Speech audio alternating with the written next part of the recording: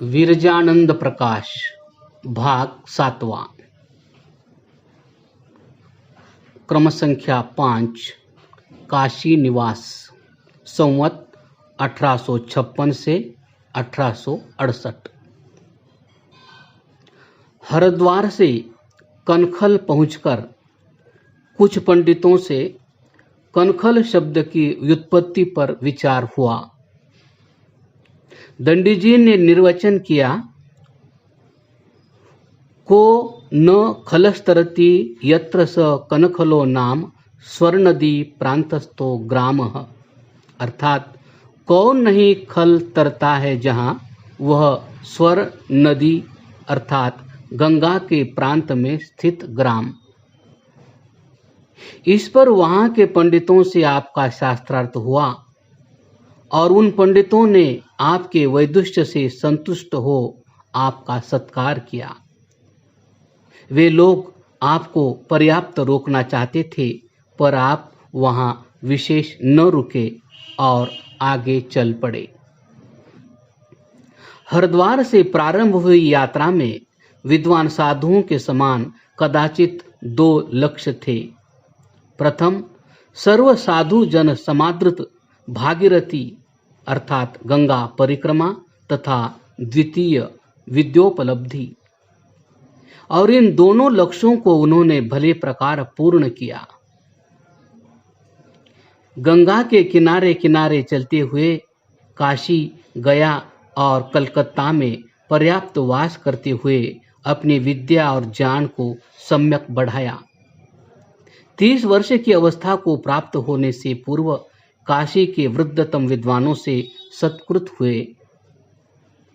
समग्र व्याकरण के अतिरिक्त सारे दर्शन, साहित्य शास्त्र, आयुर्वेद तथा अन्य समय प्रचलित ग्रंथों व संगीत आदि कलाओं पर पारदर्शिता प्राप्त की। फारसी का उच्च वैदुष्य प्राप्त किया। मायव शतरंज के अनुपम खिलाड़ी बने। योगासनों व कुछ योग क्रियाओं में प्रवीणता लाभ की। तदनंतर लौटते हुए हरिद्वार के अपने विद्या दीक्षा गुरु का पुनः सानिध्य लाभ किया। साधारण साधुजन गंगा की प्रदक्षिणा 3 वर्ष में करते हैं।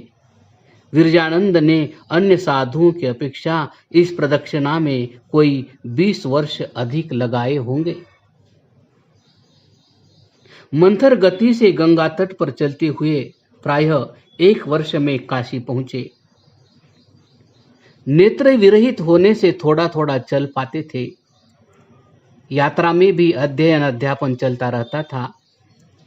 कहीं कहीं विद्या विनिमय भी होता रहता था। यथा किसी से पंचदशी अर्थात वेदांत आदि पढ़ा और उसे कौमुदी आदि व्याकरण पढ़ा दिया। अब श्री दंडी जी पंडित पद भाग हो गए थे, तथापि अपने आप को विद्यार्थी ही कहते थे। संस्कृत भाषण विरजानंद जी के लिए कामधेनु रूप था। इससे उनकी सर्व आवश्यकताएं पूर्ण हो जाती थी। यह संस्कृत भाषण तो पाठक जानते हैं कि विरजानंद ने अपना ग्राम छोड़ते ही आरंभ कर दिया था। श्री दंडी जी की इस यात्रा में शुकर क्षेत्र अर्थात सोरो में भी पड़ा था। यह स्थल उनके जीवनी में अपना विशिष्ट महत्व रखता है। वे हरिद्वार को लौटते समय भी यहाँ होकर गए थे। आगे हम देखेंगे कि उन्होंने लगभग 25 वर्ष पश्चात यहाँ पर्याप्त निवास किया था। तदनंतर 4-5 वर्ष अन्य स्थानों पर रहकर ये पुनरपि अनेक वर्ष यहाँ रहे थे। दोनों बार में वे शुकर क्षेत्र में 15 वर्ष के लगभग रहे होंगे।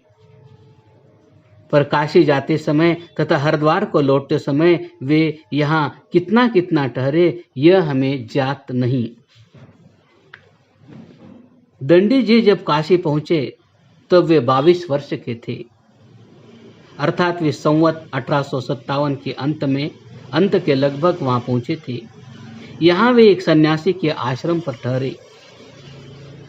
हमने ऋषिकेश से ही देखा है कि वे भिक्षा निमित्त कहीं न जाते थे। यहाँ उन्हें 2-3 दिन उपोषित अर्थात उपवास पर रहना पड़ा, पर वे विचलित नहीं हुए।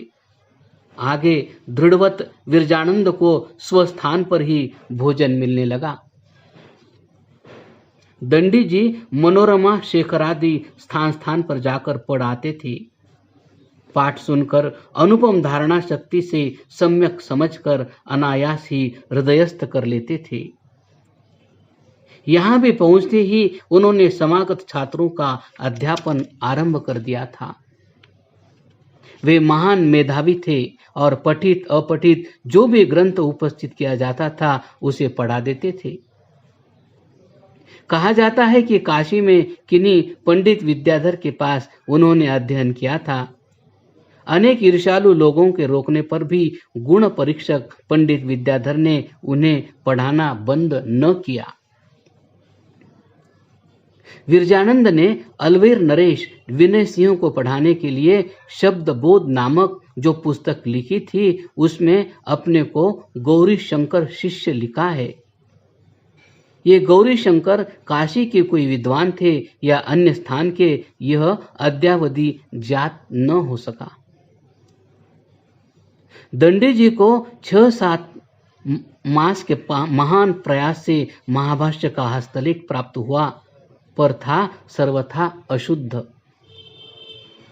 बात चलने पर विरजानंद ने विद्यार्थियों से कहा, यदि तुम फारसी या अवरतः उर्दू पढ़े होते तो मर्म को समझते कि अशुद्ध पुस्तक का शुद्ध करना पूर्ण अर्थात प्रकरणविद पंडित का कार्य है।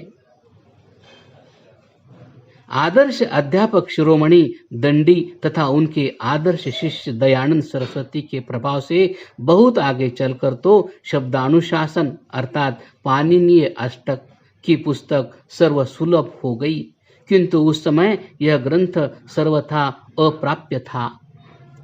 दशग्रंथी ऋग्वेदियों के घर में ही पुस्तक पढ़ा जाता था और वह भी कुछ शुद्ध कुछ अशुद्ध। ऋग्वेदी महानुभाव अपने ग्रंथ को किसी को न दिखाते थे। वे इस कार्य को स्वगुप्त महामूल्य द्रव्य राशि के प्रदर्शन के समान अत्यंत नीति विरुद्ध कर्म समझते थे। शब्दानुशासन की दुर्लभता के कारण उस समय कौमुदी पर भी अध्याय, पाद व सूत्र के अंक नहीं लिखे जाते थे। अतः कौमुदी का अध्यापन उस समय इस समय की अपेक्षा अत्यधिक शुष्क तथा चमत्कारहीन था। हम ऊपर लिख चुके हैं कि दंडी जी को शब्दानुशासन अर्थात अष्टाध्यायी के कुछ एक स्थल संभवतः हरिद्वार से ही कंठस्थ थे। एक दिन उन्होंने काशी में किसी खर्रा घुकंत पंडित से प्रश्न किया, हलंत्यम सूत्र में 2 पद है, पर इसकी वृत्ति अर्थ उपदेशे अंत्यम हल इत स्यात् में 4 पद है। इन 2 पदों की अनुवृत्ति किस सूत्र से आई है? क्या इसी प्रकार अन्य सूत्रों की अनुवृत्ति के मूल सूत्र भी बता सकते हो?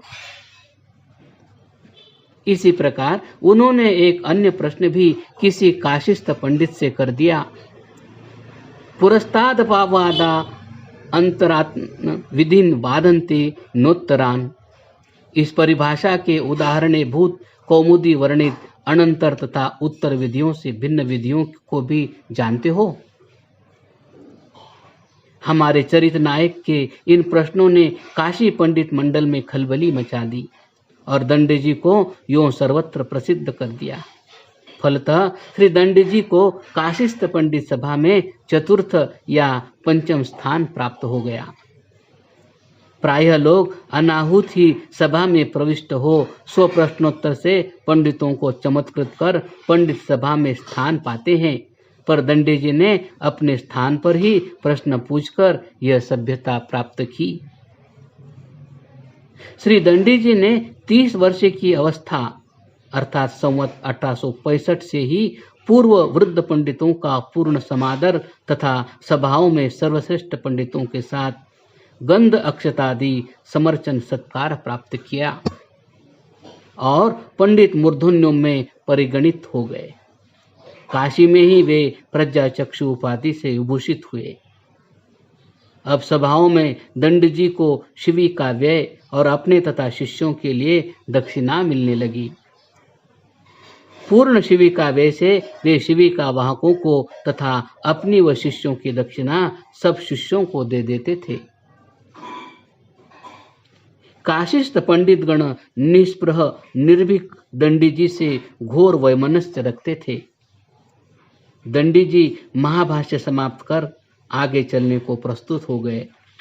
उन्होंने महाभाष्य संभवतः पंडित विद्याधर से पढ़ा था, पर इस बात पर हम बल नहीं दे सकते। काशी में उन्होंने व्याकरण के अतिरिक्त वेदांत, मीमांसा तथा न्याय का भी अध्ययन अध्यापन किया था। यहाँ वे 10 वर्ष से न्यून न रहे होंगे। क्रम संख्या 6 गया निवास संवत 1868 से 1871। श्री प्रज्ञाचक्षु जी वाराणसी से गया को प्रस्थित हुए।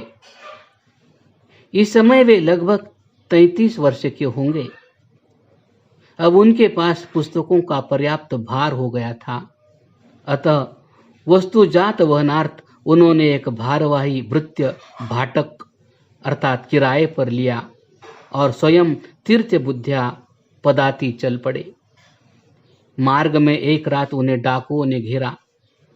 श्री दंडी जी निर्भीकता पूर्वक संस्कृत में भर्त्सना करने लगे, जिसका भाव यह था, अबे धनहरो, तुम स्वर्णादि बहुमूल्य पदार्थों के लोभी हो, पर हो बुद्धि शून्य कि मूर्खता से पुस्तकों को धन समझ बैठे हो, रीते हाथ लौटोगे। डाकुओं ने देख लिया कि यहाँ कुछ है नहीं, तथापि निर्भीक संस्कृत पाठ सुन विनोद पूर्वक दंडी जी से कौतुक करने लगे। थोड़ी ही दूर पर ग्वालियर राज्य के कोई जागीरदार ठहरे हुए थे। उन्होंने रात में किसी भद्र पुरुष को विपन्न जान अपने शस्त्रधारी सेवकों को भेजा। सिपाहियों के पहुंचते ही वे बटमार अर्थात डाकू भाग खड़े हुए।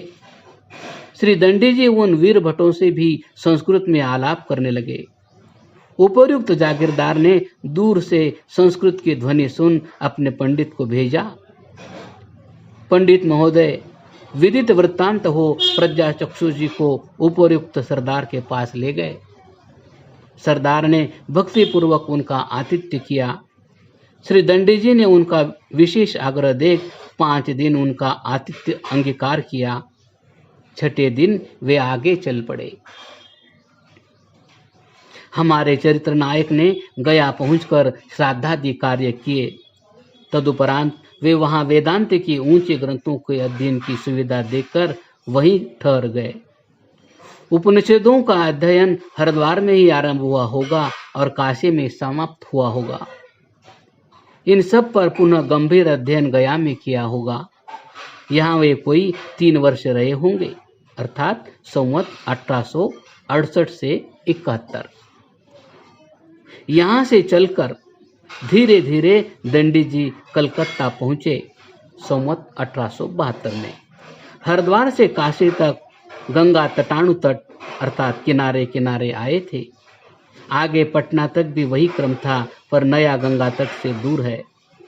गया से सीधा मार्ग कलकत्ता को जाता है। भागीरथी परिक्रमा के विचार से वे गया के दक्षिण में न जाकर उत्तर में वहां पहुंचे होंगे, जहां से गंगा तट छोड़ा था, और फिर तटानु तट गंगा सागर तक जाकर वहां से कलकत्ता गए होंगे क्रमशः।